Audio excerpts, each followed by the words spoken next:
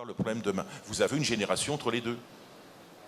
Eh bien, l'aidant d'aujourd'hui sera peut-être l'aidé de demain. Peut-être. Ce n'est pas forcément souhaitable, parce qu'effectivement, vous voyez bien que l'espérance de vie, vous savez, en France, c'est l'addition de deux espérances, c'est sans incapacité et avec incapacité. Vous apercevez que les chiffres de l'INSEE qui ont été publiés en janvier 2016, eh bien, l'espérance de vie croît, mais c'est l'espérance de vie avec incapacité qui croît, c'est-à-dire qu'on va vivre plus longtemps, mais pas forcément mieux.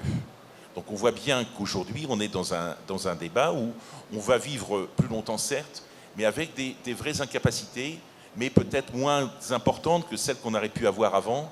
On parle, je pense entre autres aux maladies neurodégénératives. On voit bien que dans 15 ans, on aura réglé plus ou moins le problème. Ça fait partie des évolutions de la médecine, c'est évident.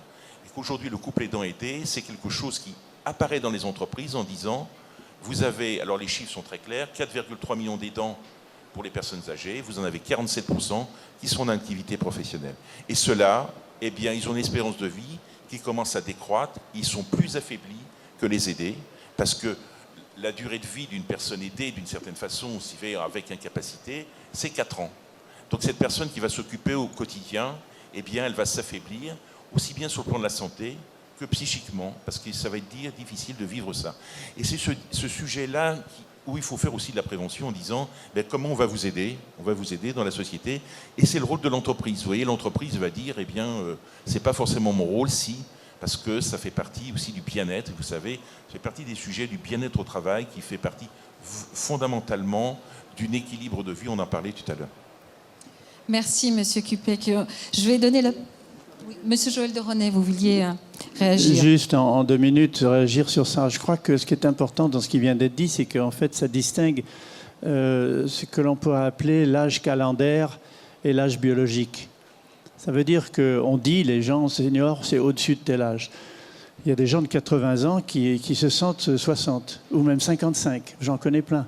Des gens qui, sur le plan de la nutrition, du sport, de l'exercice, du management du stress, du yoga, de la méditation, tout ce que vous voudrez, se sentent à un âge qui n'est pas du tout l'âge calendaire. Ça, c'est une première chose. La seconde, c'est que l'épigénétique, dont je parlais tout à l'heure, permet aux seniors assistés de se désassister. C'est-à-dire que la génération dont vous avez parlé, ce que l'on appelle les seniors aidés, ce sont des gens qui s'en remettent aux médecins pour leur donner une ordonnance complète, aux aidants pour les aider. Donc ce sont des gens soumis et des gens qui sont en quelque sorte sous la responsabilité d'autres. L'épigénétique permet de se prendre en responsabilité, se responsabiliser par rapport à soi-même. Comme on dit aux États-Unis, empower yourself, se donner du pouvoir. Pourquoi? Parce qu'on peut faire quelque chose pour soi.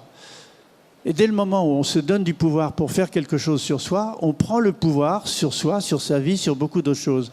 Et quand on aura le 2 juin à la Cité des Sciences, j'espère que vous viendrez, notre 4e forum Changer d'air, dont le thème c'est Empowerment à l'ère des réseaux sociaux. Prendre le pouvoir à l'ère des réseaux sociaux. Or, pour beaucoup de gens, prendre le pouvoir, c'est politique. C'est-à-dire, ça se fait par le vote, ça se fait dans la rue, avec la télé. Mais beaucoup de gens ne réalisent pas que prendre le pouvoir commence par soi-même. Ça commence par l'alimentation et commence par la gestion de sa normalité plutôt que la gestion de ses maladies, qu'elles soient petites ou grandes. Donc c'est un changement fondamental dans l'attitude des gens par rapport à eux-mêmes. Et je pense que la ville doit aider aussi à ça en permettant les interrelations dont vous parlez, mais en donnant plus d'informations aux gens sur la capacité de se gérer eux-mêmes. Mais cette capacité, elle se nourrit très très tôt dans la vie. On ne peut pas avoir été dans un mode de vie passif jusqu'à 50 ans et tout d'un coup faire cet empowerment. Donc il faut y penser beaucoup plus tôt. Merci. Alors je donne la parole à Charlotte Marchandis. Vous êtes élue à Rennes en tant qu'adjointe déléguée à la santé à la ville de Rennes, mais également présidente du réseau français des villes santé de l'OMS. Et ma première question va porter sur l'OMS justement. Est-ce que vous pouvez nous éclairer sur les actions en santé globale que l'OMS met en place? Et je sais que vous recherchez des effets directs sur la vie quotidienne des populations. Oui, merci. Alors effectivement, tout d'abord, quand on parle de santé en termes d'OMS, c'est effectivement la santé globale, tout ce qui fait que je me sens bien, que je suis en capacité d'être un citoyen, que je suis en capacité d'apprendre pour un enfant, que je suis en capacité d'aller travailler, en capacité d'être en relation avec les autres. Et la santé, c'est tout ça. Ce n'est pas juste l'absence de maladie. Donc c'est déjà la première vision. Et donc en fait, cette santé, elle se joue où? Elle se joue dans l'éducation, elle se joue dans la façon dont on accueille les enfants dans nos parcs, dans la biodiversité de la ville, dans les transports, elle se joue dans notre urbanisme, elle se joue dans nos politiques culturelles et associatives, elle se joue dans notre politique de cohésion sociale. C'est bien pour ça que l'OMS a créé le réseau des villes santé, qui est Healthy City à l'international, dont est issu le réseau Ville Amie des aînés, dont mon collègue de Nantes n'a pas pu être là, mais il en aurait parlé vraiment bien, qui dit, au fond, comment on adapte, ça marche ? Comment on adapte la ville et comment elle est bienveillante, parce que on sait bien qu'il faut que les gens prennent soin d'eux. On écrit manger, bouger sur les panneaux. C'est pas pour ça que tout le monde part en jogging acheter des pommes au verger bio du coin. C'est pas parce qu'on fait des pistes cyclables, et c'est essentiel, que les habitants vont prendre le vélo. Parce que si je suis une mère toute seule avec 2 enfants et que je travaille à 20 km, le matin, prendre mon vélo, ça va pas être si simple que ça. Donc au fond, comment on crée une ville bienveillante, comment on met en place des actions qui marchent. Et ces actions, et c'est ce que dit l'OMS, mais c'est ce que disent toutes les données probantes scientifiques, elles ne marchent que si on les fait avec les habitants. En santé mentale, les usagers ont souvent l'habitude de dire « ce que vous faites pour nous, sans nous, vous le faites contre nous ». Et donc c'est bien tout le principe, tout cet empowerment, ce pouvoir d'agir, et c'est bien le sujet. Alors par exemple sur le dérèglement climatique, les ours blancs sur la banquise, ça nous touche, mais ça ne nous fait pas réagir, c'est pas sensoriel, c'est pas mon corps. Après, je vais en revenir en 3e partie, si je montre les conséquences réelles du dérèglement climatique, si je montre que agir sur le dérèglement climatique, c'est aussi agir sur ce qui fait la pollution de l'air, et ça, on commence vraiment à la visualiser, et qu'il va y avoir des changements aussi avec les moustiques tiques qui arrivent et des nouveaux virus, et que ça va affecter ma santé, la santé de mes enfants. Là, on va pouvoir commencer à élaborer des solutions ensemble. En quoi le numérique, relions au numérique, représente un défi dans les questions de soins et de santé, puisqu'on parle de télésanté, de beaucoup de choses connectées, d'objets connectés autour de la santé, et en quoi les nouvelles technologies peuvent apporter une valeur ajoutée, en fait, et plus humaine aussi, plus humaine et créer du lien au sein d'un territoire ou d'une communauté. Alors je commencerai à dire parce que toutes les peurs qu'on a et qui me semblent très raisonnables. Et au niveau des élus, et particulièrement les élus à la santé, alors moi il se trouve que je viens du numérique, donc j'ai peut-être un peu moins d'appréhension, mais il y a énormément de choses qui inquiètent. De dire, oui, alors on va connecter les personnes les plus vulnérables, on va mettre des piluliers connectés, et au fond, est-ce qu'on va continuer à les accompagner ? Oui, alors on va pouvoir réduire la question des déserts médicaux en ayant des consultations avec des box à distance. Au niveau humain, au niveau de l'interrelation et du contact, ça pose des questions. Et puis, clairement, en tant qu'élu, on peut imaginer des élus dans un cockpit de contrôle qui va piloter sa ville, vous voyez, avec des boutons qui clignotent et qui va mettre un peu plus de verre par là, sans être en relation. Et au fond, ce qui est intéressant en tant qu'élu local, c'est qu'on a une proximité, c'est que les gens, ils nous interpellent dans la rue. C'est que contrairement à ce que vous dites au niveau national, nous, les aidants, on les connaît. On sait qui c'est et on essaye de mettre en place des cafés de répit, de soulager, d'aider les personnes qui aident les personnes souffrantes. On va effectivement nous faire aller visiter les boutiques de tel quartier en se mettant dans des fauteuils roulants pour sensoriellement comprendre ce qui se passe. Et le numérique, ça peut être, si ça peut fracturer, ça peut aussi être une formidable opportunité de démocratie. D'abord, en tant que puissance publique, d'en parler, de protéger les données, de dire, nous, on va recueillir vos données, mais on va les protéger, on va faire en sorte de ne pas les vendre à n'importe qui. On va vous inviter à collaborer, et en ce moment, on met en place un projet de capteurs citoyens, fait par les citoyens, pour pouvoir mesurer la qualité de l'air, et surtout voir ce qui se passe quand on agit, c'est-à-dire se rendre compte au niveau d'un quartier, qu'est-ce qui se passe ? Ah ben oui, en fait, c'est pas l'incinérateur, c'est pas la chaudière à bois, c'est les voitures devant l'école le matin. Et si moi, je peux mesurer, voir cette pollution et dire, si je mets en place un pédibus, au fond, qu'est-ce qui se passe ? Est-ce que c'est mieux pour la santé de mes enfants ? Là, ça va marcher. Le numérique est un outil, un moyen de médiation et quelque chose qui va vraiment nous aider. Et de plus en plus de villes vont s'en servir, mais toujours en parallèle. Par exemple, on a des budgets participatifs. Là, à Rennes, on a eu un grand budget participatif. C'est des projets portés par les habitants et pour les habitants.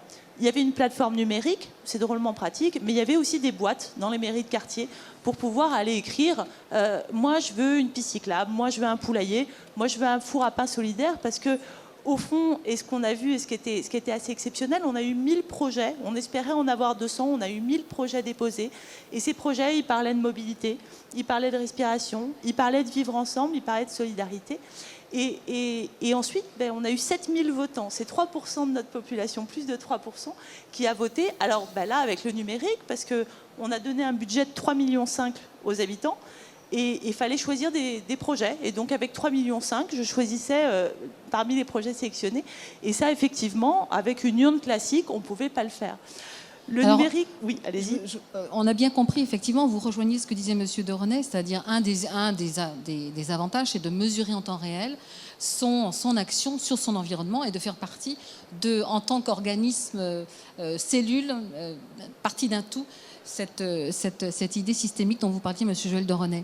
Mais quand on vous entend parler en tant qu'élu, Mme Marchandise, on a vraiment l'impression qu'on se demande s'il n'y a pas un nouveau mode de gouvernance qui est en train de s'installer, parce que on a l'impression que pour co-construire avec les habitants et sur un territoire, il y a lieu de faire preuve de pédagogie, il y a lieu de s'engager peut-être d'une façon un petit peu différente. Est-ce que vous ne trouvez pas qu'il y a du bouger au niveau de la gouvernance locale ?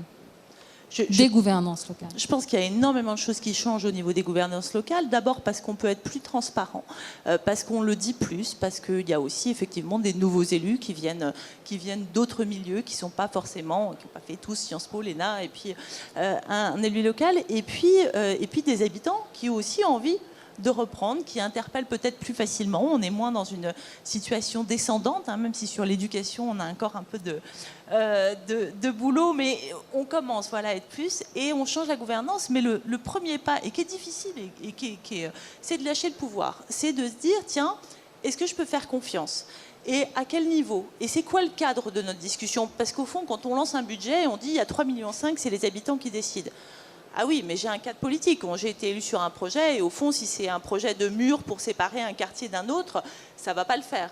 Donc, il s'agissait de réfléchir, c'est quoi un élu, c'est quoi le cadre, et quelle liberté je donne. Et à l'intérieur de ça, il y a effectivement des choses exceptionnelles, et plus on les vit, nous, dans notre corps, plus on les voit. Je pense à Brest, par exemple, qui a fait, dans le cadre d'une rénovation urbaine, qui a fait dessiner l'espace de jeu par les enfants du quartier.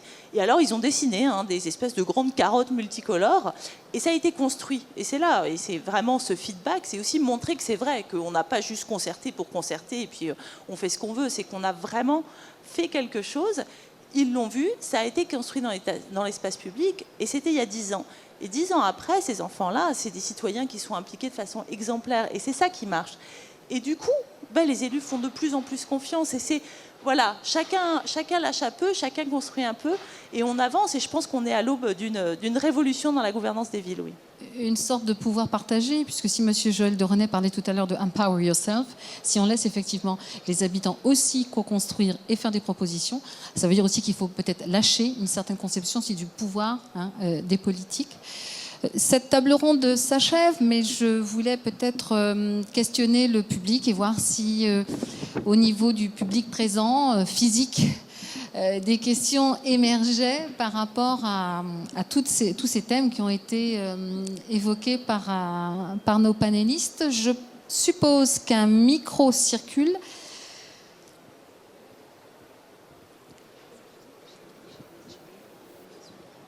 Alors, on a sur le mur des questions. Cette question-là, quelle place et quelle éthique sur les objets connectés liés à la santé aujourd'hui et demain ? Une question d'un habitant de Rennes. Alors, je ne sais pas qui veut prendre la parole. Je voudrais parler du numérique et la ville qui est relié à cette question. Effectivement, je pense que pour les politiques, le numérique peut aider à créer du lien social, de la co-création, de la coéducation, qui finalement est la participation des gens à quelque chose de plus grand qu'eux dans le cadre de la ville. À la Cité des Sciences, qui est une ville, ça s'appelle la Cité des Sciences. Il y a 1500 personnes qui y travaillent, il y a 3 millions de visiteurs par an. On a créé des outils de cette sorte grâce au numérique. D'abord, des outils qui permettent aux gens de s'orienter. Ils sont repérés par GPS, ils sont repérés par un croisement Wi-Fi, Bluetooth, qui leur permet de savoir où ils sont. Ils voient un avatar qui est le leur, qui se déplace et qui leur propose des choses et des parcours. La ville peut faire la même chose. Deuxièmement, on crée des liens pour mettre les gens en contact avec d'autres. Si des Américains sont dans la cité, ils voudraient rencontrer d'autres Américains s'il y en a, on développe des systèmes de badges actifs qui permettent, programmés par son smartphone, d'émettre dans 50 mètres autour de soi des mots-clés qui sont croisés par d'autres personnes. Le smartphone, comme je l'ai dit, devient de plus en plus une télécommande universelle. Et elle peut jouer son rôle dans la ville aussi, avec la participation des gens. Vous parliez tout à l'heure des capteurs, c'est ça. On peut cliquer dans l'environnement, dire quelque chose, recevoir quelque chose. Donc je termine pour dire que le numérique, l'essentiel pour la ville du futur, de manière à créer du lien social et du lien humain, c'est l'interopérabilité. C'est fondamental.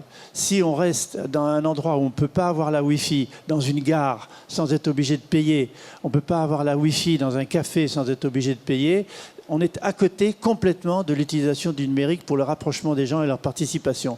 Donc l'interopérabilité, c'est ce qui a tué la domotique. Il y a des gens qui parlent encore de domotique, mais la domotique est morte. C'est home automation.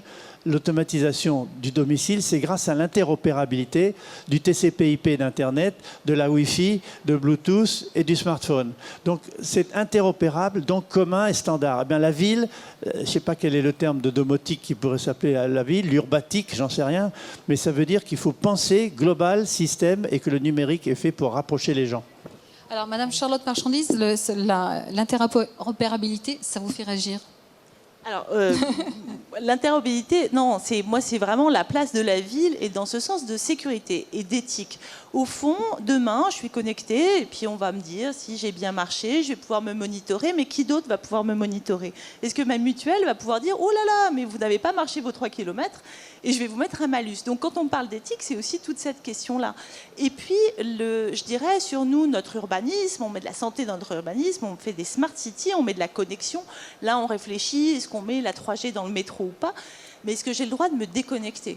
Et là, pour ma santé, je pense qu'il y a aussi une vraie question de dire, et ça fait partie des questions fondamentales sur le bien-être au travail aujourd'hui, et je demande à voir qui arrive à ne plus lire ses mails après 6 heures du soir. Enfin, et comment on arrive à se dire la connexion, c'est une chance, c'est quelque chose qu'on peut faire en sécurité, et c'est quelque chose dans lequel on peut se détacher.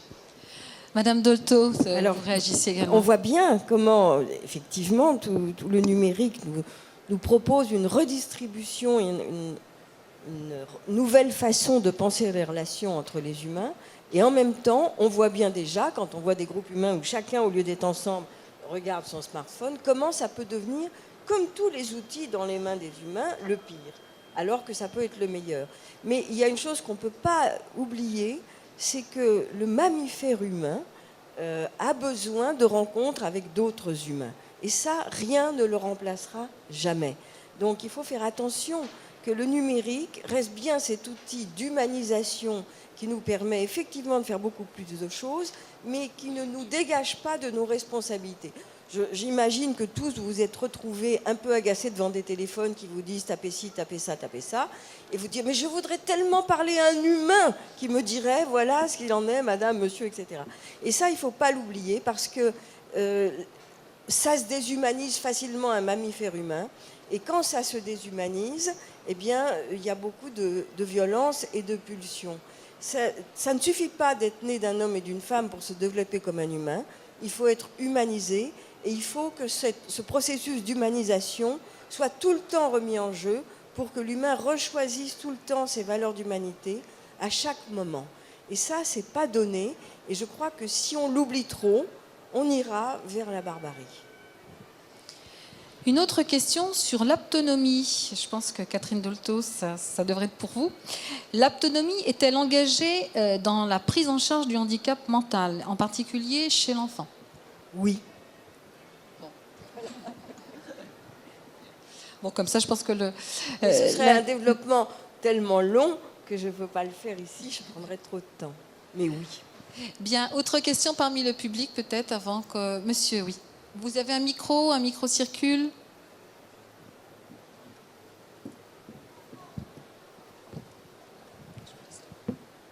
Oui, bonjour. Olivier Dufour, je suis président du club fauteuil roulant à Genève. J'ai 2 questions qui sont un peu abordées là par Madame Marchandise. Il y a la question de la protection des données. Sur le fond, moi, je suis OK avec le projet de Joël de René. Un livre qui a changé ma vision, c'est le Macroscope en 74. Ça, c'est un livre marqueur. Donc la question de la protection des données, qui est un sujet aussi de très grande complexité, et puis le développement du numérique et le branchement continu, l'autre question dont vous n'avez pas encore parlé, c'est le coût énergétique. Et toute cette information qui circule, elle remplit en gros des tuyaux finalement, qui doivent être de plus en plus gros, etc. Donc le coût énergétique que ça va représenter, peut-être qu'on va consommer moins d'énergie, pétrole, etc. Enfin, je ne sais pas, mais j'aimerais bien un peu vous entendre sur cette partie du coût énergétique. Puis la question de la protection de données, parce que je postule que je pense que vous y êtes attaché. Alors la consommation énergétique des grands serveurs interconnectés entre eux, pour le big data notamment, et le cloud, représente une consommation énorme d'énergie. C'est pourquoi des entreprises comme Apple se déplacent sur des radeaux ou sur des barges ou proches de la mer pour pouvoir refroidir ces systèmes qui utilisent énormément d'énergie. Donc c'est une vraie question qu'on n'a pas encore complètement résolue. Les villes, comme les ordinateurs, consomment des gigawatts d'électricité. Et même avec les énergies renouvelables, à condition qu'elles soient intercommunicantes entre elles et combinées entre elles, on ne va pas encore y arriver. Donc c'est un vrai problème, tout le monde s'y attache et c'est une question fondamentale. La protection des données en est une autre, et l'encryptage, la grande discussion entre IBM et Apple en ce moment, l'encryptage des données. D'ailleurs, c'est très paradoxal, parce que quand Snowden a rappelé que la NSA écoutait tout le monde, non seulement les téléphones, mais aussi les textos, les mails, les SMS, etc. À ce moment-là, les GAFA, Google, Apple, Facebook, Amazon, ont commencé à reprotéger, à encrypter leurs clients en leur disant « nous, on vous protège ». Mais les terroristes aussi l'utilisent. D'où la discussion du FBI vis-à-vis d'Apple pour essayer de décrypter le téléphone portable d'une des personnes qui est intervenue dans un attentat terroriste aux États-Unis. Donc cette question de la vie privée et de la protection des données est extrêmement importante. Mais je crois, et je vais peut-être en choquer certains, que la notion de la vie privée va devenir un compromis. Pas un droit, mais un compromis. Avec le numérique, quand je vais sur Amazon acheter un bouquin, Amazon me dit « Bonjour Joël de René, vous n'êtes pas venu depuis 15 jours, mais les gens qui ont acheté le livre que vous avez acheté il y a 15 jours ont également acheté tel livre. » Ce qui, pour moi, scientifique, est extrêmement utile. Ça veut dire une partie de ma vie privée est sur Internet. Elle est disponible, mon profil, Wikipédia, etc. Donc, nous en tirons un avantage, ça peut être du win-win. Et donc, c'est à nous de nous protéger, à nous de comprendre comment faire pour éviter de donner des éléments qui sont nocifs pour notre métier ou pour notre vie ou pour notre couple, que sais-je. Et donc, ça va devenir de plus en plus un compromis. Néanmoins, malgré tout, il y aura la nécessité de protéger complètement les informations. Et l'encryptage quantique qui est en train de se développer, l'encryptage biologique avec l'ADN, sont des éléments qui sont en train de se développer. Enfin, je termine par quelque chose que j'ai légèrement abordé dans ma conclusion, c'est la relation entre le big data et les algorithmes de personnalisation. Je ne sais pas si vous connaissez Paul Duan, D-U-A-N. C'est un Français d'origine chinoise qui a fait Sciences Po, Berkeley, qui a créé sa propre start-up, qui maintenant conseille Pôle emploi pour mettre en relation le big data sur les gens et les algorithmes prédictifs pour rapprocher les personnaliser entre eux pour trouver des emplois. Et il dit que si seulement 10% du big data et des algorithmes réussit dans Pôle emploi, c'est un succès gigantesque. Donc c'est pour vous dire que là, il faut accepter une mise en commun des informations dans le big data. Dans le domaine médical, on sait tous que le big data médical, en stockant des quantités d'informations sur les maladies, va permettre de plus en plus de faire de la médecine prédictive. De dire si telle enzyme ou telle protéine et tel gène est découvert dans telle maladie qui avait l'air de ne pas être liée, alors à ce moment-là, on va peut-être découvrir des médicaments qui traitent cette enzyme, cette protéine. Or, en France, Marisol Touraine, dans le cadre du ministère de la Santé, avait interdit ce développement de la médecine prédictive par Big Data en France. C'était il y a 6 mois, 1 an. Maintenant, depuis 3 mois, elle est revenue dessus. Elle a réalisé que c'est hyper important, d'autant plus que Obama a ouvert une base de données de gènes de 3 millions de personnes pour permettre de faire de la médecine prédictive. Donc, il y a vie privée et vie privée. Il y a la nôtre que nous pouvons protéger à notre manière, mais qui quelquefois devient un compromis plutôt qu'un droit. Et il y a la nécessité totale d'encryptage de certaines informations, notamment sur les gènes. Oui, Charlotte Marchandise, Juste un vouliez tout petit réagir. complément par rapport à ce que vous disiez, plus dans le concret du coup, si je peux me permettre. Je pense que par rapport à l'énergétique, à toute la consommation énergétique, il y a vraiment des choses à faire et qui vont lier avec la question des data, c'est de faire des data centers publics qui vont aussi recycler l'énergie, qui vont chauffer des piscines, qui vont participer au smart grid urbain, et on a des vraies solutions win-win, gagnant-gagnant dans nos villes autour de ça, et là, il faut qu'on arrive à décloisonner et à sortir et à se dire, tiens, au fond, il y a peut-être quelque chose à faire. Et juste, effectivement, on parle du big data, etc. Au niveau d'une ville, quand on essaye de faire un observatoire de santé et de savoir, au fond, non pas qu'il y a un médecin pour tant de milliers d'habitants, mais dans tel quartier, est-ce qu'il y a un médecin qui ne prend plus de nouveaux patients, qui ne consulte qu'une fois, ou est-ce qu'on peut partager les données avec l'éducation nationale, notamment autour de la santé des enfants?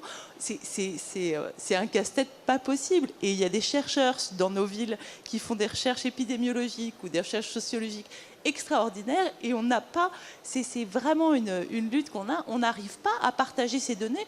C'est même pas une question de big data, c'est une question on se connaît pas, et plus on va essayer de se parler puis comprendre ce que les chercheurs racontent, parce que voilà, parfois on ne se comprend pas tout à fait, plus on va réussir aussi à aller plus loin dans la recherche et à sortir de ce cloisonnement. Et Etalab ne va pas tout faire si on ne le travaille pas depuis la base et depuis la façon dont nous, on produit les données. Sur ces données, dans l'assurance, on voit bien qu'aujourd'hui, c'est un vrai débat qui n'est pas réglé. Vous avez des données qui existent, et la sécurité sociale en a plein, mais ne les partage pas avec les assureurs privés. Quand je dis assureurs privés, je mets tout le monde. Et les assureurs privés ne partagent pas plus avec la sécurité sociale. Il y a un moment, si vous voulez, si on dit vous êtes responsable de votre santé et que, d'une certaine façon, tout ce que vous allez faire, on va le tracer. Alors vous dites, oui, mais là, je suis quand même observé, c'est le Big Brothers. OK. Mais de l'autre côté, si on dit, si je le fais, si c'est anonymisé, et si d'une certaine façon, ça va permettre d'avoir des cohortes intelligentes et qui permettent de faire évoluer et que ça coûte moins cher, vous dites, bah, c'est le côté plutôt positif des données de santé. Aujourd'hui, on en est dans un vrai... on est au milieu de tout ça. On est au milieu de tout ça, on ne veut pas véritablement trancher, il faudra que ça soit tranché. Ça se tranchera uniquement sur un vrai sujet, hein. C'est les déficits de la sécurité sociale. Je vous rappelle que le déficit de la sécurité sociale, c'est 10 milliards par an, ce qui n'est pas grand-chose en termes. Sauf que le déficit cumulé, c'est 237 milliards. Vous savez, c'est la CADES. Donc aujourd'hui, il y a un moment où on se dira, face à des éléments économiques, il va falloir peut-être être plus intelligent en se disant comment partager pour que ça coûte moins cher demain. Je pense que ça, c'est un vrai sujet qui va se faire de toute façon parce qu'on ne pourra pas toujours rembourser. Je vous rappelle que la sécurité sociale vient d'avoir 70 ans le 9 octobre 2015 et qu'aujourd'hui, on voit bien que le système de protection sociale en France, qui est un des plus beaux et merveilleux dans le monde, eh bien, ça coûte un tiers de PIB du budget, du budget de la France, mais que ce sujet, tel qu'il est fait, c'est un millefeuille. C'est-à-dire qu'on rajoute des feuilles à chaque fois, mais on n'arrive pas à ce qu'il y a en dessous. Donc il y a un moment, il faudra se dire comment je protège les Français. L'amortisseur social qui est la sécurité sociale et les complémentaires sont essentiels, et pour autant on se dit oui, mais ça coûte très cher. Alors est-ce qu'on doit être responsable de sa santé? La réponse est oui, mais en même temps, il ne faut pas oublier qu'on est dans une logique de solidarité, et ça c'est fondamentalement inscrit dans les gènes de la République française. Merci Monsieur Kupiec, merci aux invités de cette table ronde. Nous terminons donc cette première table ronde. Et cet après-midi, nous avons 2 tables rondes, une à 14h autour du thème Ville, vie citoyenne et services urbains. Et la 3e table ronde aura pour titre Le numérique, nos corps, la ville, utopie et réalité. Je vous dis peut-être à plus tard. Au revoir, merci.